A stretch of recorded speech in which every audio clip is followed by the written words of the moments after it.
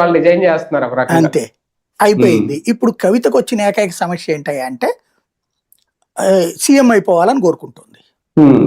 CM అయిపోదామంటే వాళ్ళ నాన్న even తీసుకొచ్చిస్తాడంటే మనకు ఉన్న సహజసిద్ధమైనటువంటి అందులో పటేల్ పట్వారీల వారసులు వాళ్ళు అక్కడ వాళ్ళకి అక్కడ మగపిల్లాడికే వారసత్వం ఇస్తారు. మనకి ఇంకా పితృస్వామ్య వ్యవస్థ నడుస్తుంది కదా, కాబట్టి కేటీఆర్ అతను అనుకుంటున్నాడు. అందుకే హరీష్ను కూడా కంట్రోల్ చేశాడు అతను కేసీఆర్. ఈవిడ అవ్వాలంటే ఆయన ఎట్టా ఆశీర్వదిస్తాడు? అసలు ఇంటి పేరు మార్చుకోవాల్సినది మార్చుకోలేదు ఆవిడ. కేటీఆర్ వాళ్ళ ఆవిడ ఇంటి పేరు అయితే మారింది కదా, కేసీఆర్ గారి ఇంటి పేరు మారింది కదా, వాళ్ళ ఆవిడ ఇంటి పేరు. కూతురు ఇంటి పేరు ఎందుకు మారట్లేదు? ఇవిడ కలవకుంటున్నట్టు చెప్పుకుంటుంది. రాజకీయాల్లో మారదేమో, ఫ్యామిలీ కుటుంబం వరకు మారుతుందేమో. మళ్ళీ అట్లా లెక్కైతే నారా బ్రాహ్మణి గారు అయ్యారు, నారా భువనేశ్వర్ గారు అయ్యారు. అక్కడ వాళ్ళు అవుతారు. మరి వీళ్ళ దగ్గరకు మళ్ళీ నందమూరి సుహాసిని అయింది.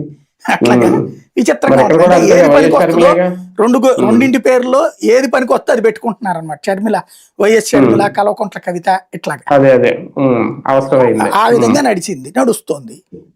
అక్కడ ఏమైపోయింది అంటే ఈవిడ దాని మీదన కేంద్ర ప్రభుత్వం ఆ case, CBI case, liquor case వాటిల్లో అయ్యేటప్పటికి ఈవిడికి ఫీలింగ్ ఏంటయ్యా అంటే జైలుకి వెళ్ళిన వాళ్ళందరూ సీఎం అవుతారు అని.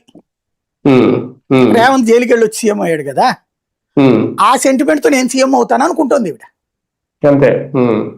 అందుకోసం చేస్తున్నట్టు కనబడుతుంది. కానీ ఒకటిసారి ఇక్కడ